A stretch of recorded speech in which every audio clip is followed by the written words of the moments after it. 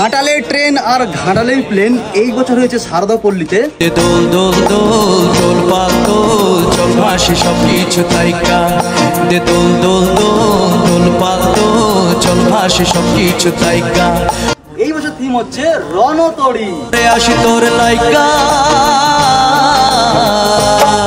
মানে তোমরা বলতে পারো নেভির যে সমস্ত জাহাজগুলো হয় সেই জাহাজের মধ্যে কিছু লুক, সেই লুক নয়, সেই জাহাজই তৈরি করা হয়েছে। চলো একদম রণতরীর ওপরে উঠে পড়েছে, একদম একদম পুকুরের মাঝখানে, বুঝতে পারছো তোমরা, একদম উপর দিক থেকে কাকারা কিন্তু অলরেডি কাজ কিন্তু চলছে। তো ভেতর দিকে ঢুকে দেখি মা আসছে কিনা এখানটাতে। তো প্রতি বছরের মতো এবছর কিন্তু নতুন নতুন চমক নিয়ে আসছে এই সারদাপল্লী। আর তোমরা আসবে কীভাবে সেটাও তোমাদেরকে বলে দিচ্ছি। অলরেডি ভাই মা কিন্তু এসে গেছে। এখানে একটা ধুতি লাগানো আছে বলে তার জন্য একটু ক্লোজ তোমাদেরকে দেখাচ্ছি। একদম মহিষ দেখতে পাচ্ছ, মহিষটাও কিন্তু খুব সুন্দর লাগছে দেখতে। আর এই হচ্ছে মায়ের রূপ, এদিকে লক্ষ্মী, গণেশ, সরস্বতী সকলেই কিন্তু বিরাজমান করেছে। আর এই হচ্ছে প্যান্ডেলের ভেতরের লুকটা। এমন নাম তেমন কিন্তু কাজ চলছে, নানা রকম বিমান থেকে শুরু করে ফাইটার জেট। হ্যাঁ, এগুলো কিন্তু ফাইটার জেট, প্রত্যেকটা ফাইটার জেট। এদিকে কিছু কামান রাখা হয়েছে, ওদিকে হেলিকপ্টার আছে।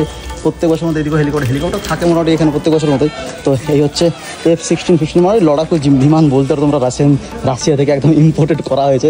আর এই কিছু চাকাটাকে একদম কমপ্লিট, কাজ এখনো বাকি আছে, তো কাজ কিন্তু চলছে ফুল কদমে। আর এই সারদাপল্লীর নেভি জাহাজ মানে রণতরী দেখতে আসার জন্য তোমরা চলে আসো প্রথমে ঘাটাল যে ভাষা বলা আছে ওখান থেকে আসতে পারে, যেগুলো মানুষকে বলবে। এছাড়া কিন্তু বসন্ত কুমারী বিদ্যালয়ের কাছ থেকে রাস্তা করা আছে।